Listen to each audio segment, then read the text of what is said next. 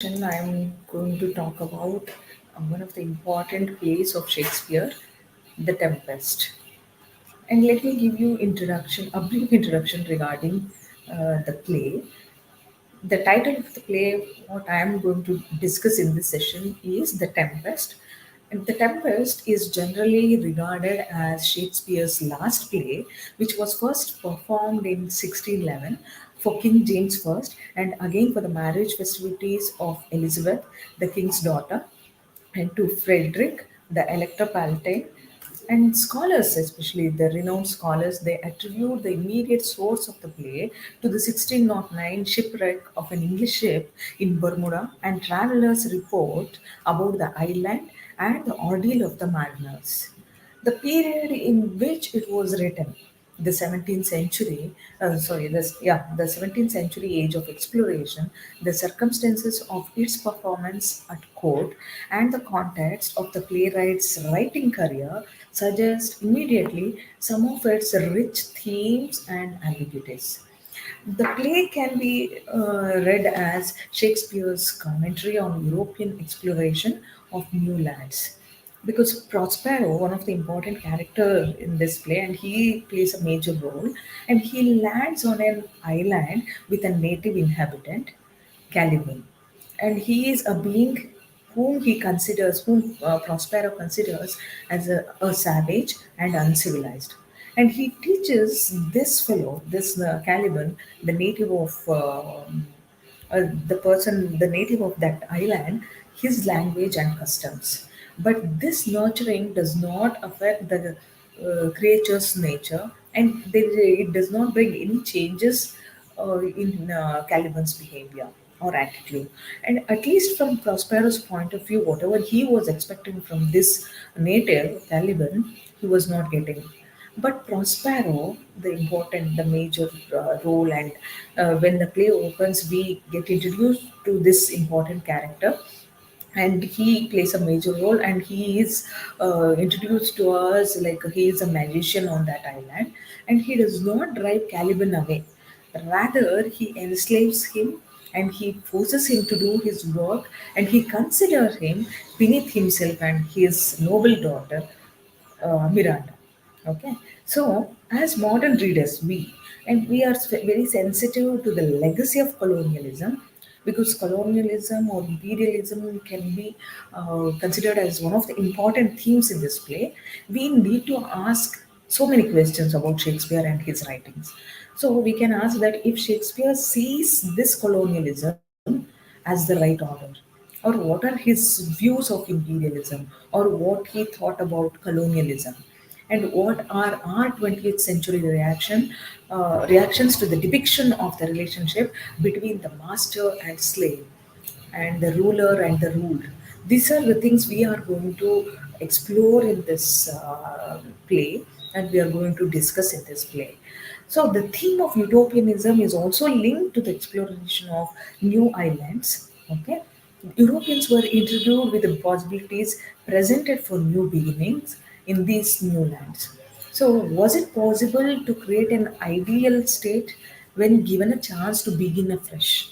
And could humans hope to recreate a golden age in places not yet subject to the ills of European minds or European social orders? And could there be any difference or a different form of government because of this utopianism? So would humans change if given a second chance in an earthly paradise? So these are the major questions many scholars they get when they start reading this particular play, when it speaks about utopianism, colonialism, imperialism. So this play is loaded with so many themes. Once you go through this play, definitely you are going to understand this. So the play emphasizes dramatic effects because it was performed at court. There is a lot of stage business, music, dance, mask like shows, so many things.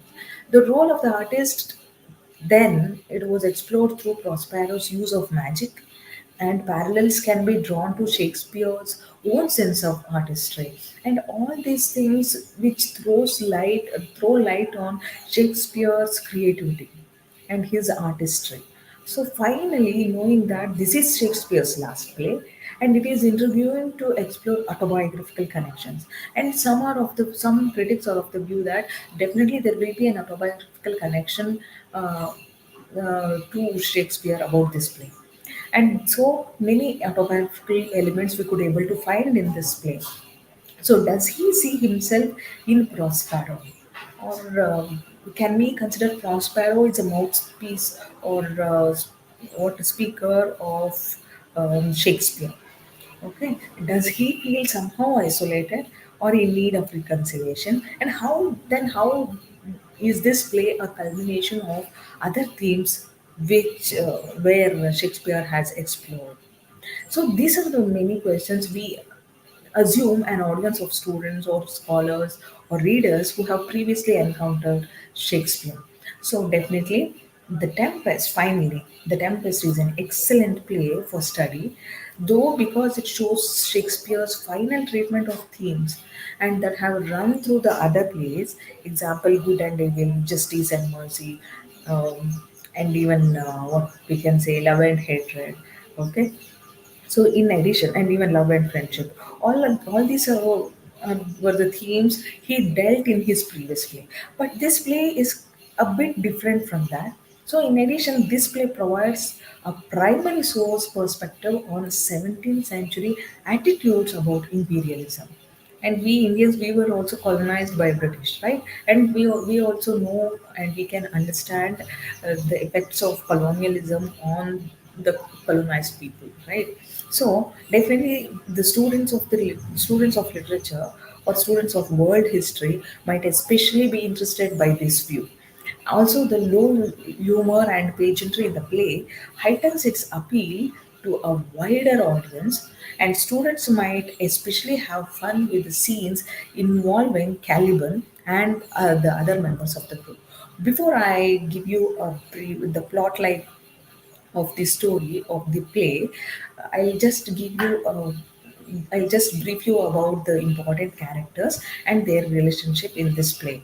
And let me start with the major character Prospero, and he is the true Duke of Milan. But now, when the play opens, he we can see him living on a deserted island, and Miranda, she is Prospero's daughter. She is also living with Prospero on the same island. And Antonio, he is a brother of Prospero, and he is a usurper of the role of Duke of Milan. Actually, he is the one who sees the power of what Prospero and Ariel, and he is an airy spirit who does Prospero's things and his biddings. And Caliban, I have already mentioned this name, and he is a savage creature controlled by Prospero on that island, and he actually the native of that island. And when Prospero lands in that island, he colonized Alonso and his mother Sycorax. So next comes Sebastian. Sebastian is Alonso's brother, and Alonso is another important character. He is the king of Naples, and Ferdinand, another other major character, and who plays a major role in this play. And he is the son of King of Naples, Alonso, and he falls in love with Miranda, the daughter of Prospero. And finally, Gonzalo. And Gonzalo, we can consider him as a comedian in this play, and he has a sense of humor, and he was the former advisor to Prospero. And when the play opens, he principally serves Alonso.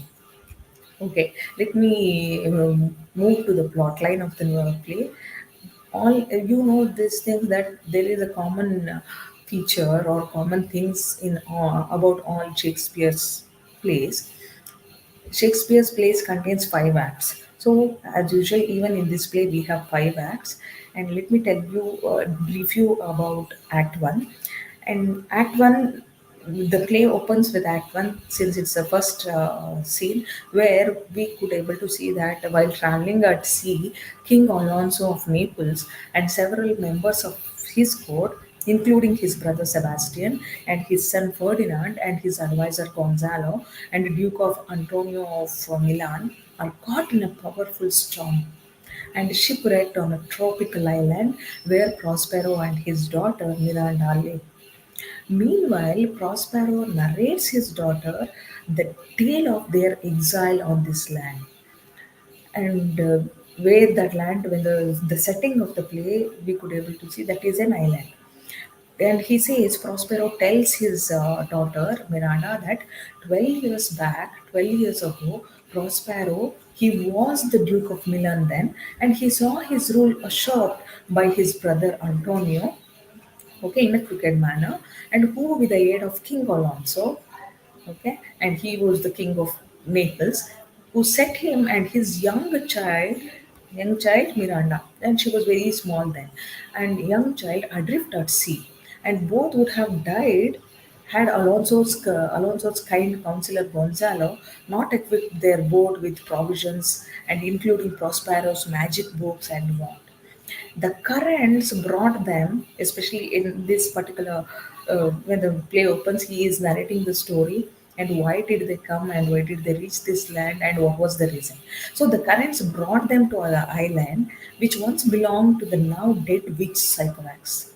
Okay, and this island, initially when they came here and when they landed, when both Prospero and Miranda landed, which was which belonged to Sycorax, and she was a witch. Okay, and Caliban was he is a son of Sycorax. So these were the only habitants when they encountered, or actually when they landed in this island. So when they landed here, they were encountered, especially Sycorax. She was the only inhabitant of this island, and she was encountered by uh, this Prospero as well as his daughter. And uh, what he does, Prospero automatically, I told you that he can be considered as a magician, and with the help of his magic book, and he could able to imprison both Sycorax and her son Caliban. Okay, so the only inhabitants they encountered were Caliban, Sycorax grotesque, malformed or what we can say, malnurtured son, and Ariel. Ariel is he is an airy uh, person, and he is a good fellow, and he is the spirit of the air, long since imprisoned in a tree by Sycorax. By the time Prospero landed in the island, this Ariel, this is an airy spirit which was imprisoned by Sycorax, a witch of that island. So Prospero, he freed him, and he endeavored to educate Caliban and teach him his language and customs, and attempting to instill moral character. But he failed in the latter, because whatever he teaches, this Caliban, he was not in a position to understand, and he was not at all learning what Prospero was teaching him. So, and after Caliban's failed effort to seduce Miranda, Prospero was forced to reduce him to a slave and assigning him the task of chopping wood and finding fresh water because it was an island. So the magician freed Ariel from his prison, but then placed the spirit in his service. So exploiting his powers over the air and the sea. So anxious to earn his full freedom, Ariel serves his master loyally, sincerely, creating the tempest at sea and leading the shipwrecked voyagers to safety on the island. Then you might have understood that who caused the tempest on the sea? Ariel, with the commands of whom? Prospero, because he wanted to punish his what we can say conspirators, because they were the main cause for his losing of his kingdom, okay, Milan, because he was initially he was the Duke of Milan. So while all survive the storm, Prospero sees that they are splintered into groups, leaving each to believe that the others have punished or perished. And then nobody, they were, when the storm was created on the sea, nobody knows where other friends have gone. So Ferdinand is separated from the rest and drawn by the song of Ariel to Prospero's cave. And Miranda, upon seeing the prince, who was the Prince Ferdinand and who is the son of Alonso, the king of Naples, And upon seeing, because for the first time after her father, she is seeing a man. So the first man aside from her father, and the Caliban, actually he is somewhat like, I told you, he is the son of the witch Sycorax. So he is not in a good form, and he is not at all, we can, he also in the form of a witch, so that she can ever be beheld. And she immediately falls in love with Ferdinand, and Prospero does not disapprove of this, and as it is a part of his plan, but treats the boy with more circumspection before Miranda, and which claiming that Ferdinand must be tested, and Prospero enslaves the boy with his magic. And in Act Two, what happens? And this all the things take things take place in the first act, and in the next act, Act Two, we could able to see that King Alonso and his counselors Sebastian, Antonio, and Gonzalo appear in another part of the island and unable to locate Ferdinand, and they believe that he is dead. And Gonzalo attempts to change the subject and delivers a speech of his ideal Commonwealth. And there takes place a discussion and shows which is cut short by the appearance of Ariel, and who puts all save Sebastian and Antonio to sleep. The two speak, especially they speak of murdering Alonso in order to take his kingdom. But Ariel puts an end to the conspiracy by awaking the king's venerable advisor, Gonzalo.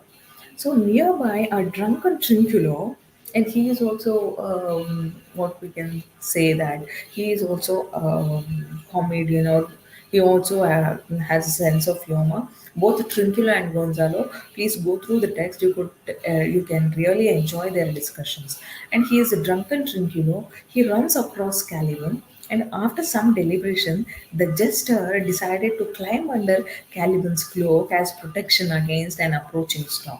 And soon after, Stefano, who also drinks and also drinking, encounters the pair hidden under the cloak and mistakes them for some strange monster is approaching them.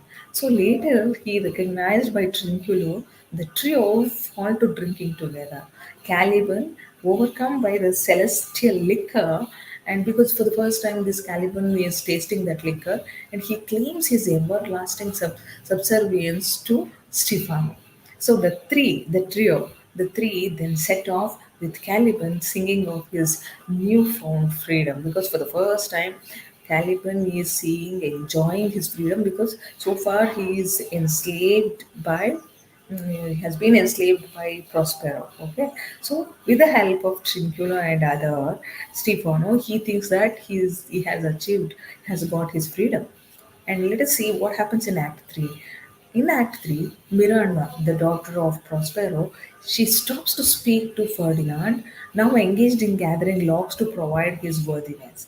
And while Prospero watches unseen, both declare their love for one another, and Prospero knows that, and even he was expecting the same, because he wanted to teach them a lesson. Who's his conspirators? So, meanwhile, a new conspiracy is being hatched on the island. Caliban urges his drunken companions to kill Prospero and allowing Stefano to become the king of Ireland and to take Miranda as his queen. See how the conspiracy has been hatched even on that island. So the ever vigilant Ariel, and we all know that. Yet, do you think Ariel keeps quiet? And that too, he is an we can say that honest servant of Prospero, and he is highly vigilant, and he learns of the plot. And elsewhere, Prospero, he kept invisible by magic and creates an illusionary banquet, mocking Alonso and his companion. And soon Ariel appears in the form of a harpy, and which causes the banquet to launch. And he taunts the king and his fellows that, and even he reproves them for their crimes against Prospero and Miranda. Alonso, the king of Naples, and he was frightened by the prospect that his betrayal has been found out, runs away, followed by the others. And in Act 4, again Prospero's trial of Ferdinand is now over, and he comes to the conclusion that Ferdinand, unlike his father, he is very good.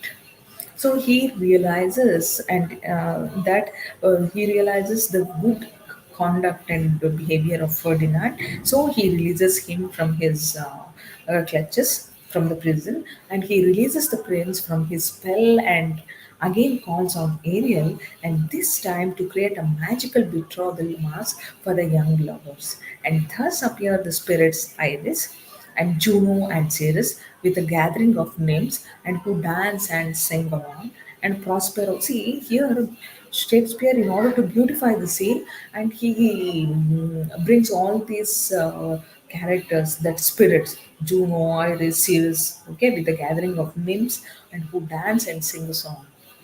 And then Prospero becomes suddenly troubled as he recalls the conspiracy of Caliban, Stefano, and Trinculo.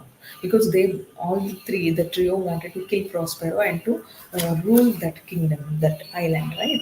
And so he ends the mask and forms a plan to punish the plotters. Ariel disappears briefly, only to return laden with fine clothes that Prospero directs him to hang on a line. So Caliban and the others, all of whom are drenched, happen upon the garments, and as they put on the clothes, Ariel and the spirits, under his direction, change shape into a pack of dogs and chase them away. So, and at last, in the final act, Act 5, Prospero, we could able to see the Prospero, the king of or the lord of that island, fully outfitted in the robes of his dukedom and determines to relinquish his magical powers. And by breaking his magic wand and throwing his book into the sea. But first, he instructs Ariel to bring Sebastian, Antonio, and the other, especially others before him.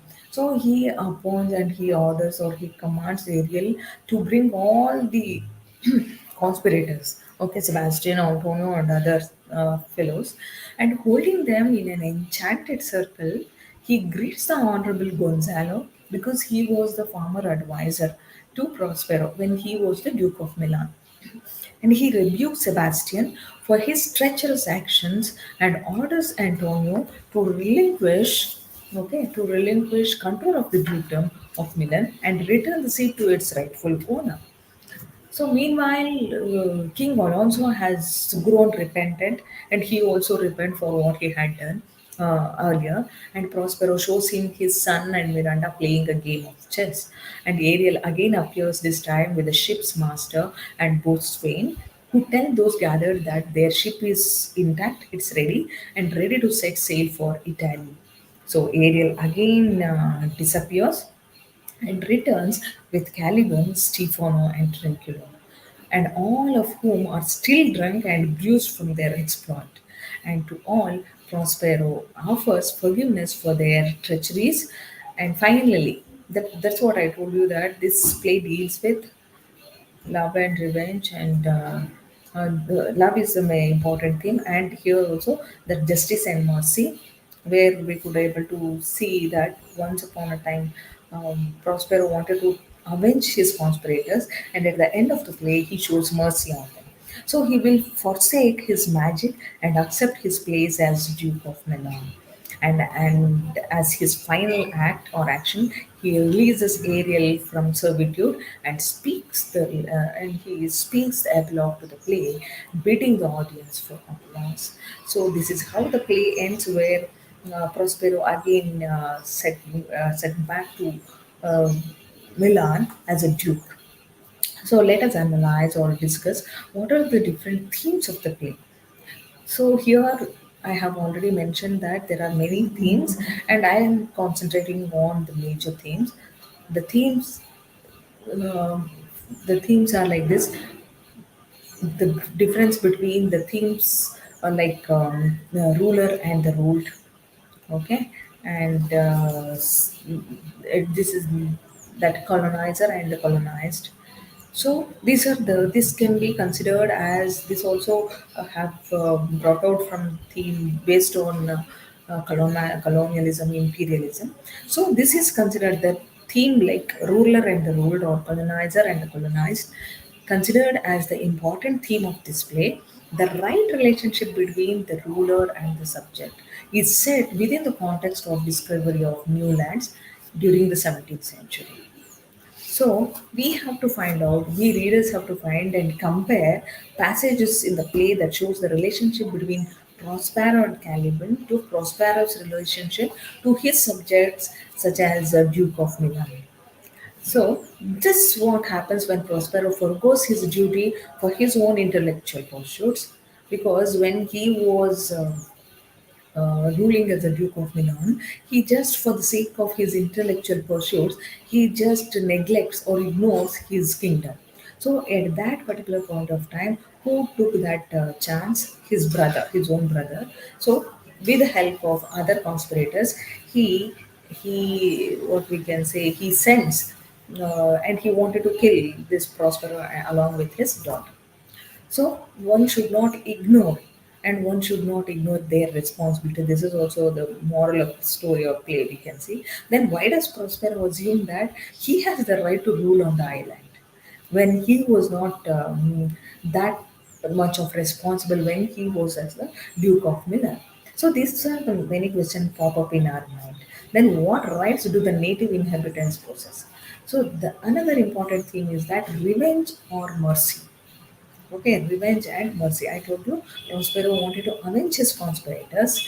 Then, at the end of the play, we could able to see that he could show his mercy on his conspirators. And so, we could all be readers. We can see the personal relevance in the revenge or mercy theme in this play, The Tempest. The present section, especially in this play, which can be or we can say only when you go through this play, then only you can able to answer and understand how this theme, the revenge or mercy, can also be considered as one of the major this one of the major themes of this play, and how they form as a themes. So, and the next important theme of this play is magic. Only with the help of a magic, Prospero can able to enslave Caliban, enslave Ariel, and he can able to survive in that island for the 12 long years, right? So magic has a strong presence throughout the play, The Tempest, and which pervades nearly every action in the play. So while this quality informs the work with a fairy tale atmosphere, and when you read this play, when you go through this play, you can feel like as though you are reading a fairy tale. Okay, so it is important to recognize that in Shakespeare's time, the topic of magic was treated with more seriousness than in our own time. So some Renaissance scholars, such as Henry Cornelius, and of whose writing Shakespeare may have been cognizant, and he possessed much expertise in the subject of magic and wrote books describing the different sources of magical power. So, in simple terms, Shakespeare's audience would have been aware of two types of magic. One is the white magic, which means good, or the magic has been used for the, which uses for the sake of good things, and the black magic. Okay, black magic for the one who does this magic for their, in order to, for the sake of evil things. Okay, and so, in this scheme, Prospero likely would have been deemed a theologist or the practicer of white magic, a force derived from divine sources and dealing in the control of natural elements. So, this form of magic is said to have affinities with the natural sciences, as in the study of alchemy, the forerunner of modern chemistry, the other form of magic like black magic. You might have heard of black magic, which can be used for the evil things. Okay, and some selfish and self-motive, what we can say, self-centered people, they can go behind they follow this black magic, and it is only tangentially related to the action of the play, The Tempest. So it was supposed to come from demonic sources, whereas white magic come from the divine forces. So the black magic comes from the demonic forces, such as those that might have wielded by Caliban's mother. That is, who is his mother? The witch Cyclops. Okay, so Prospero and his servant Ariel are the two principal workers of magic in this play. Both possess powers of illusion as well as deception. So, under Prospero's command or orders, Ariel creates a powerful tempest at the beginning of the play that appears to destroy Alonso's ship and strand all of its passengers on the island. By the end of the play, however, the boatswain exclaims that the ship is ready and it is tight and air bravely red as when we first put out to sea. And these are the lines from the play. So, likewise, Prospero uses magic to separate and confuse the new inhabitants on the island and to convince each other that the others are surely they might have been killed in the storm. So Prospero's manipulation of others through magic points to one of the important motives in this work, especially the contrast between appearance and reality. This can also be can take it as a theme, the appearance and reality. Thus, as the illusions are lifted at the end of the play, Shakespeare invokes the theme of disenchantment. This is also very important. Okay, so these effects are particularly revealed in the characters of Caliban, who appears to have reached a level of disillusionment by rejecting his previously slavish behavior, and Alonso, and in his newfound remorse for his past evil actions towards Prospero. Then, another significant critical appreciation or application of this topic is a comparison of Prospero's magical powers to the work of an artist like Shakespeare and his manipulation of reality through art.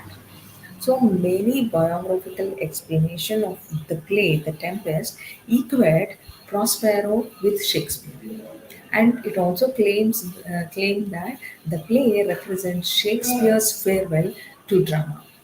So, evidence for such an interpretation relies on the fact that Prospero consistently manipulates the scene, okay, and events in the play. He stages masks and he stages orchestra solutions and directs the actions of his fellows on the island. And finally, the epilogue to the work addresses the audience, asking for applause. Okay, and let me read out some few lines, some of the lines from the text. Like, but release me from my bands with the help of your good hands and a gentle breath of yours, my sails, and then must fill, or else my project fails, which was to please Prospero's projects, therefore becomes the same as Shakespeare's. The entertainment and perhaps instruction of his audience and his magical manipulations are thus aligned with Shakespeare's own artistic endeavors in creating the play wonderfully. So, again, we have important things about this play: order and structure. Scholars and critics have over the centuries been very interested in the structure of this play, The Tempest, noting that in a manner quite uncharacteristic of him. Shakespeare closely adhered to the classical concept of the unities of time and space in the play. Okay, and then according to Aristotle, the unities should be followed. The playwright should follow the unities, the three unities, right? Time, place, and space, right? So these are the three unities one according to Aristotle one should follow. So you should also be familiar with Aristotle poetics, especially then only you can understand the difference between the history, tragedy, comedy. So the action takes place entirely on the tropical island that is home to Prospero and Miranda, Ariel, and Caliban. All these characters we get introduced in the very first chapter itself, very first act itself. So, and its duration is only a few hours approximately, as long as the theatrical performance of the Tempest would take. So the only other play in which Shakespeare observed the classical unities rule is the early comedy of errors, and his reasons for this late departure from his usual practice have remained somewhat mysterious. So, various theories have been advanced by the critics in this regard regarding the form and structure of Shakespearean plays.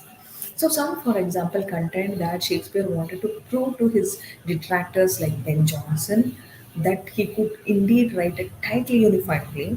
Others suggest that the play might be a very early and immature work in which Shakespeare formed or conformed to the unities out of inexperience. Still, others they view the play as Shakespeare's farewell to the theatre, in which he wanted to portray a perfectly ordered, balanced world as a sort of final vision.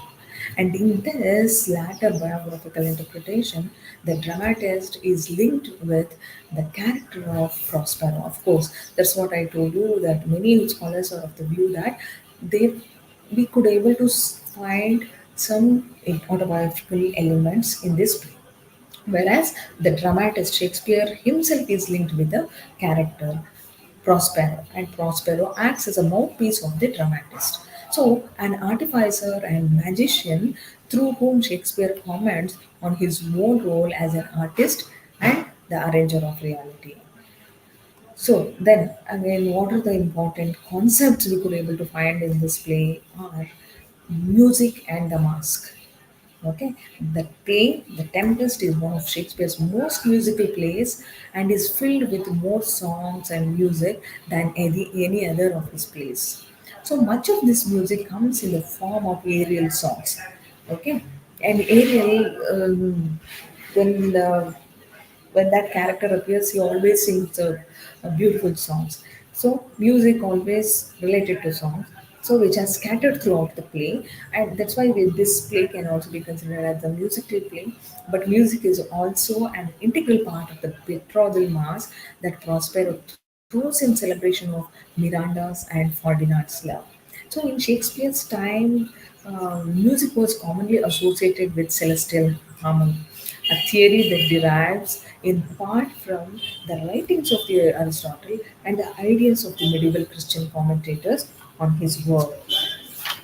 And then, according to this theory, the planets, the moon, the sun, the stars, they were all said to orbit the Earth in perfect crystalline spheres that produced a kind of new beautiful music, and which also are representing the sanctity of the heavens. Okay? So, whenever, even we also feel that whenever we are in bad mood, or completely we are out of mood, when we listen to music, definitely music soothes, right? So we calm down and we can able to enjoy the music, and we can able to forget our worries.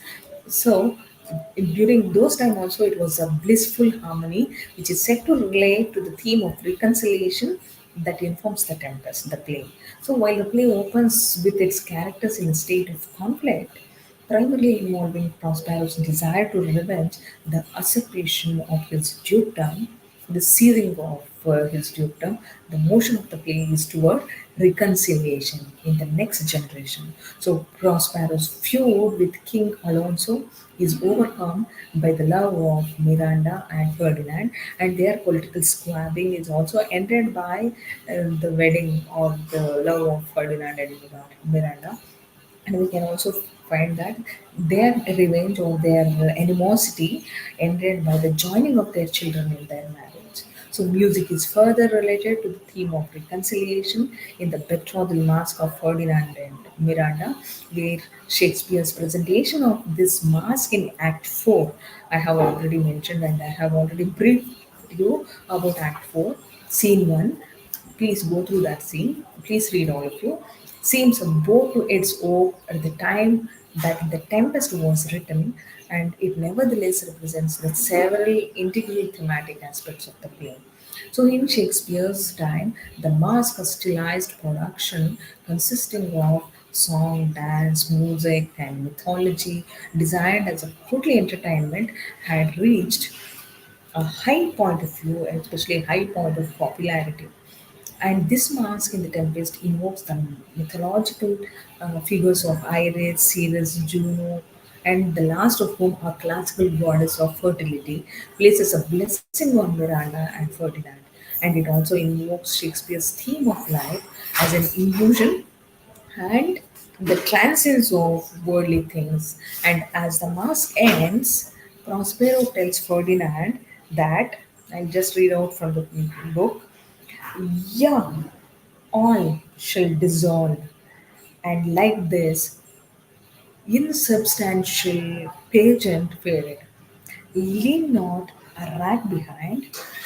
We are such stuff as dreams are made on, and our little life is rounded with a sleep. This is how the mask ends at the play. So even the music and mask also play a vital role in this play. And let me tell you about the important characters in this play. Let me start with Prospero. As I told you that he is the central character in this play, and he earlier he was the Duke of Milan. And when we readers get introduced to this character in the very first act, we can able to see that he is the lord of that island where he lives along with his daughter Miranda.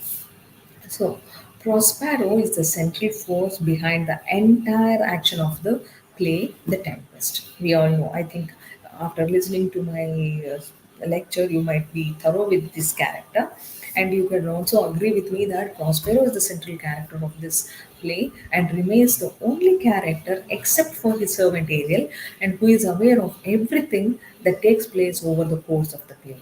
And Prospero first appears in Act 1, Scene 2, and in the role of the father and educator to his daughter Miranda. And at that time, he relates the tale of his lost kingdom, Milan, right? And his lust for revenge. And he wanted to avenge his brother. And yet, he does not reveal his plan to Miranda. Instead, he sends her to sleep to spare her innocence before conversing with Ariel about what should be done with the victims of the recent shipwreck. So his tone changes somewhat when he speaks to Ariel because he is the boss now that. So he is commanding his servant, his assistant Ariel. And as he uses coercion and threats to assure that this his bidding is done. And likewise, he treats the slave Caliban with a heavy hand. And while he once had hopes of educating this creature Caliban, and he appears to have long since given up in that endeavor. Because this man he was not at all, because there are some people, they are all incorrigible. You cannot correct them. So we can make Caliban to stand on that incorrigible people lane. So he was when, in fact, in the beginning, at the initial stage, Prospero wanted to educate this native guy, but it was of no use. So he remains maculating and in his behavior because the Caliban, and he becomes uncivilized and unpolished fellow. So even after Miranda awakes and beholds Ferdinand. So feeling skepticism, he reveals in an aside his pleasure that the two have met and fallen in love. And in the first scene of Act 2 or 3, and we could able to see that Prospero appears to soften slightly as he witnesses the growing love of Miranda and Ferdinand. And still, he has more important business that requires his attention, and he achieves it through Ariel by causing shipwreck on them, by causing that storm, and by making that shipwreck, and by making the sailors to come and land in his island, and who carries out his whims in punishing Alonso, Sebastian, and Romeo, and later Caliban and his companions, Trinculo, and other. Okay. So here we could find that Prospero uses his skill in magic to achieve his ends, and he instructs Ariel to create a mock banquet for the king with illusionary delights and a betrothal mask for Ferdinand and Miranda, while he stands back from the action. Okay, and so by the opening of, especially in the beginning of Act 5, Prospero has, for the most part, achieved his goals and he speaks with confidence. Let me quote from the text. Now does my project gather to a head, my charms crack not, my spirits obey. So this is how he speaks, because most of his part or most of his goals have been already achieved with the help of Ariel. So with the conspirants brought before them, Prospero and takes his pleasure in reprimanding them and in demonstrating his victory. But first, he decides to absorb his magical powers, and he says that I will break my staff, bury it certain fathoms in the earth, Okay, and deeper than did ever plummet sound, I will drown my book. And he says, because he, after fulfilling his desire and after achieving his goals, he says, and he takes a note that he is going to throw his magic book into the sea. Okay, so he no longer needs the assistance of any magical powers and any assistance from his slaves and what we can say captured and captives like Ariel and Caliban, and will return to oversee his Duke of Milan, his kingdom, Milan. Ariel can be set free, and Caliban can once again be sole ruler of the island, while his initial motivation is highly charged by a desire for revenge. Because he wanted to avenge his brother and his cooperator, his friends, companions, because they have cheated him, right? They had cheated him 12 years ago, and they had made him to sit on the tone boat and with the small child Miranda, because even his brother he wanted to kill Prospero, but only with the help of Gonzalo, because he had not only throw only Prospero and his daughter into that boat, but he also provided them some provisions and some wand and his magic book. Only with the help of this he could able to survive. So generally he is perceived as wise, benevolent, and just. And his role in the plays a magician, play as a magician and as an artificer and an what we can say artist of the plot give him an almost godlike quality. Okay, because though he had so much of animosity for his brother, but still at the end of the day, he showed mercy on them, not only on his brother and even on his companions. So Prospero can be considered as the central figure of this play, and he plays a vital role in this play. And his role of a ruler in the microcosmic society of the island, and his word becomes law there, right? Because though many seek to depose him, still he appears fair in his dealings with others, and he expresses his fatherly love for Miranda and appears more eager to set things right than to harshly discipline those who have wronged him, those who have cheated him.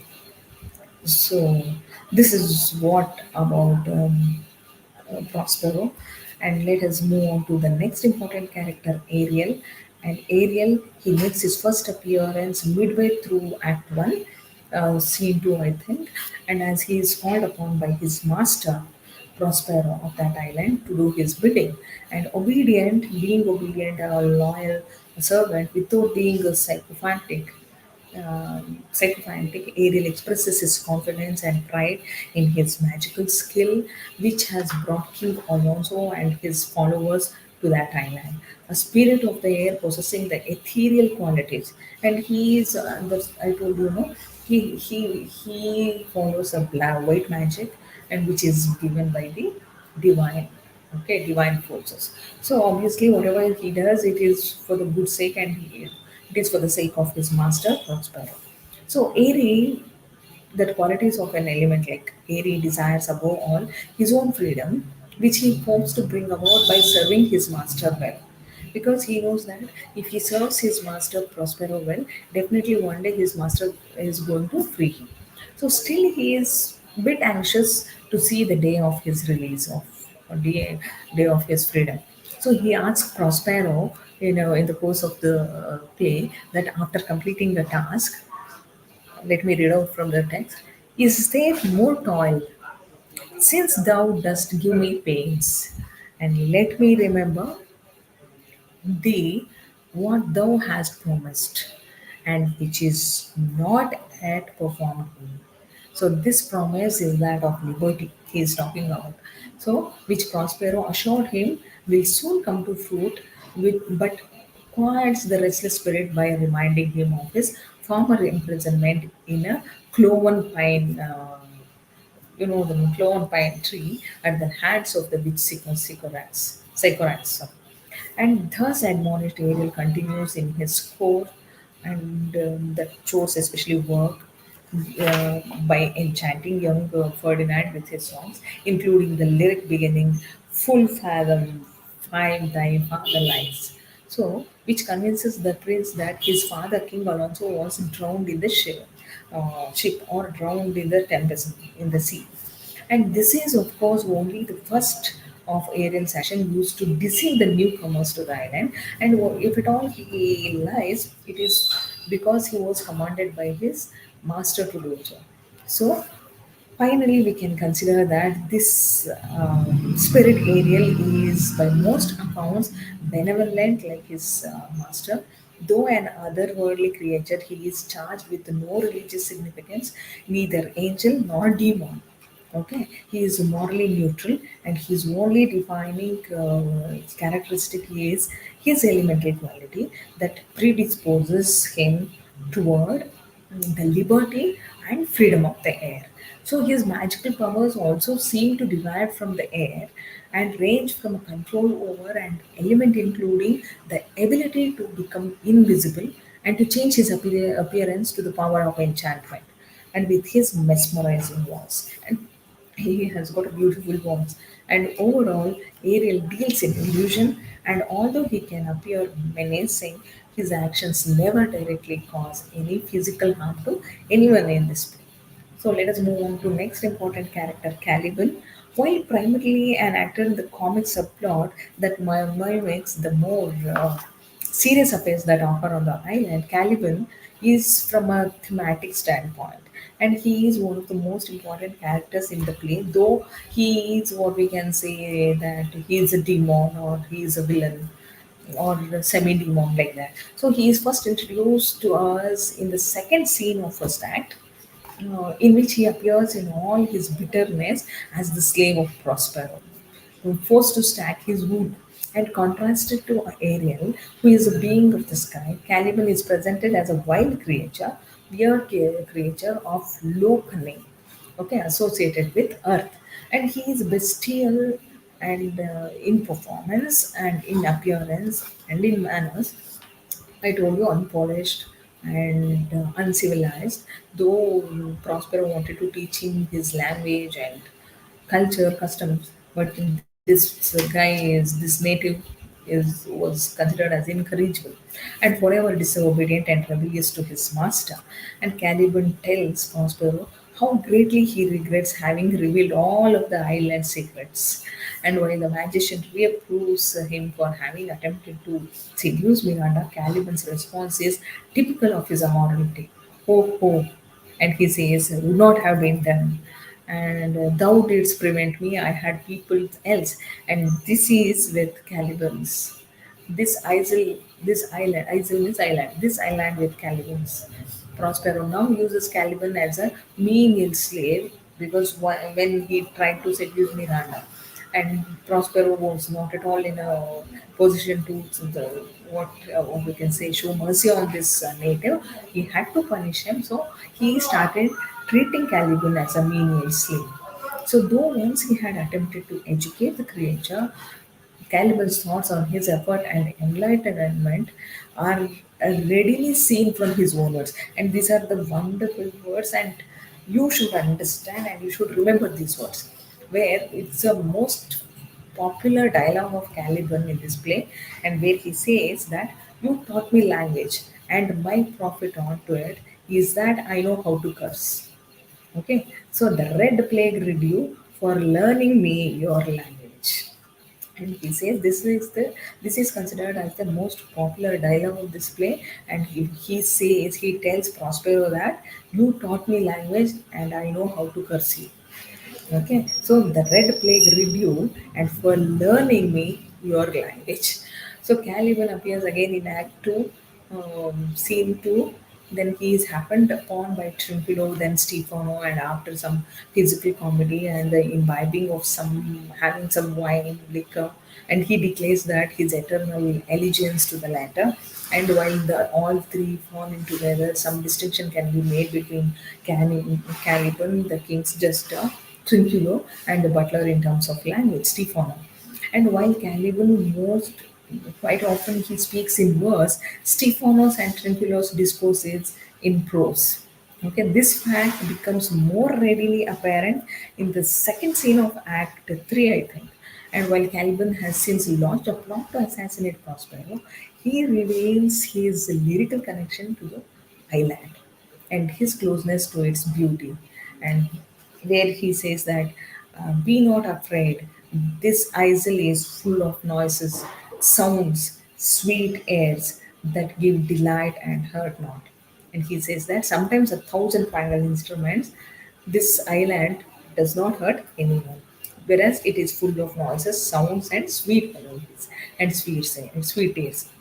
So finally, this character has traditionally been described as a moral, bestial, and recalcitrant and uncivilized, and it has attracted a great deal of attention for its seemingly incongruous knowledge and appreciation of natural beauty. Because he was born and brought up in that island, so he knows every tree, every bush, and every this.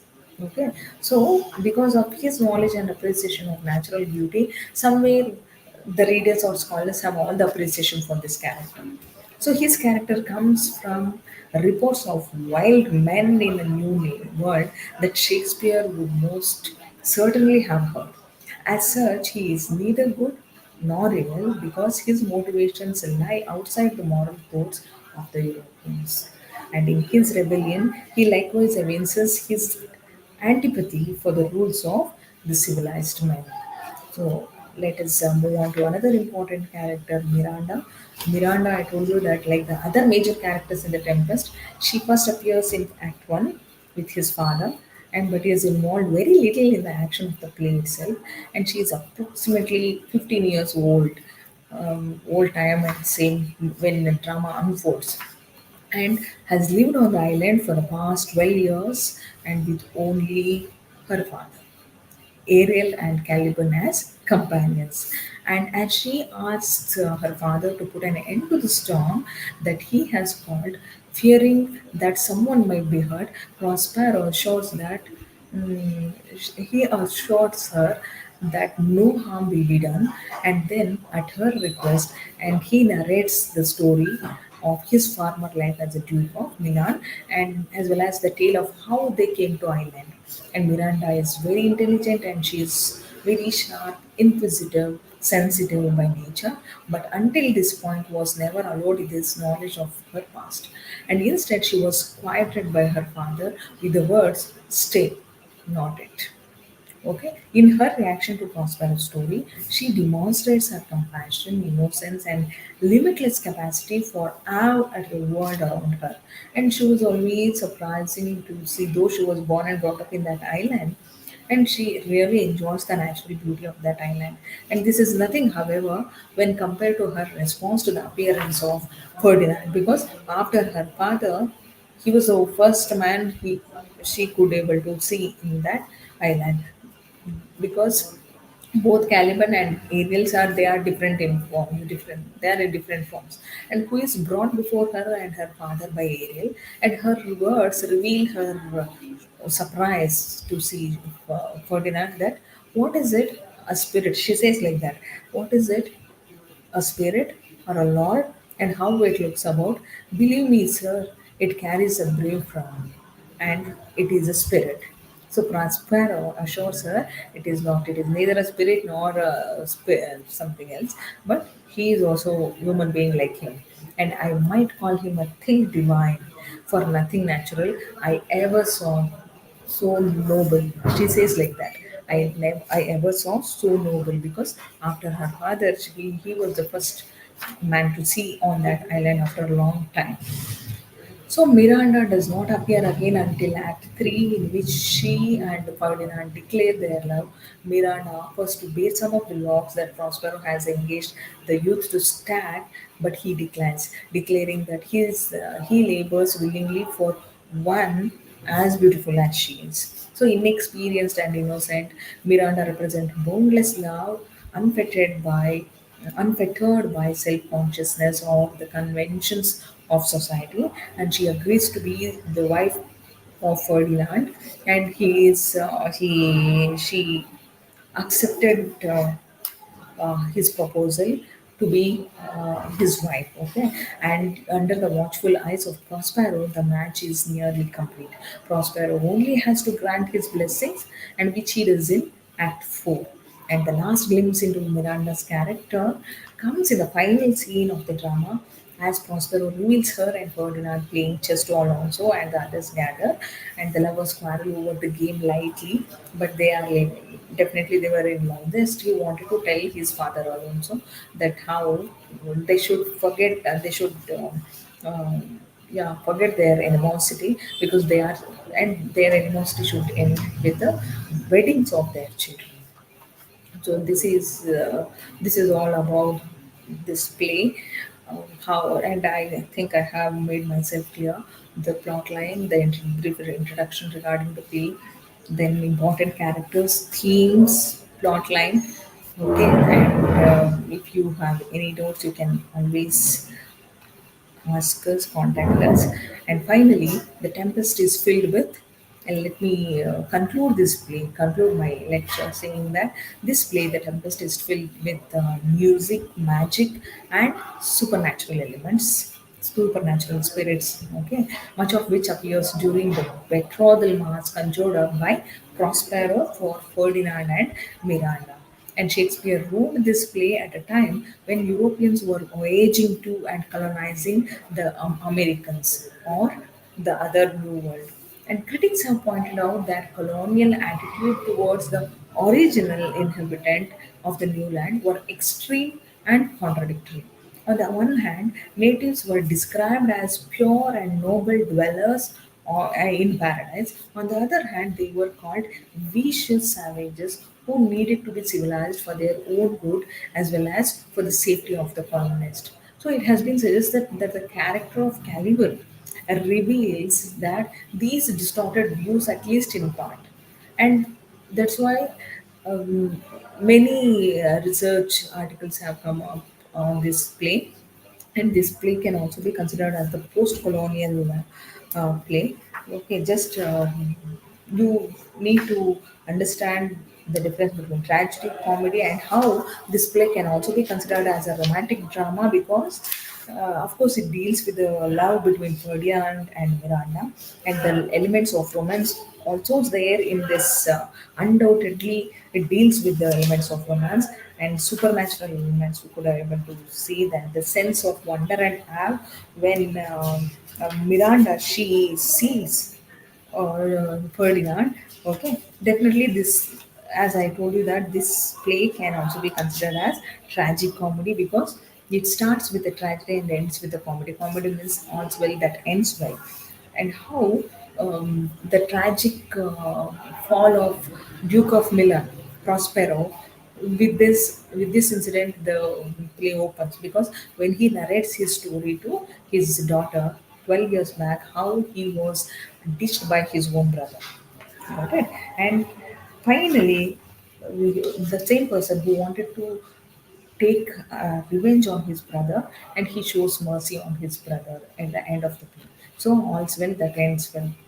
And finally, like many other, The Tempest display, like many of Shakespeare's plays, has continued to elicit a broad range of scholarly interpretation and has eluded any conclusive judgments as to its dominant themes or the sub-themes or the nature of its characters.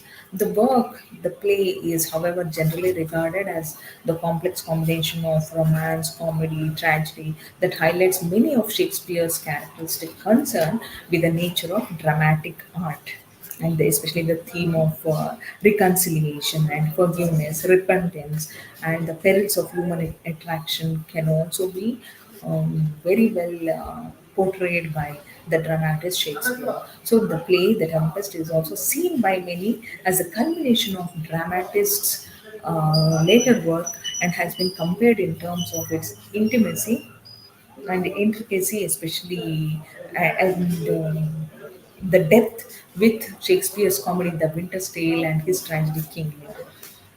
So finally, this play can be considered as a masterpiece of Shakespeare. That's all for today. Thank you so much.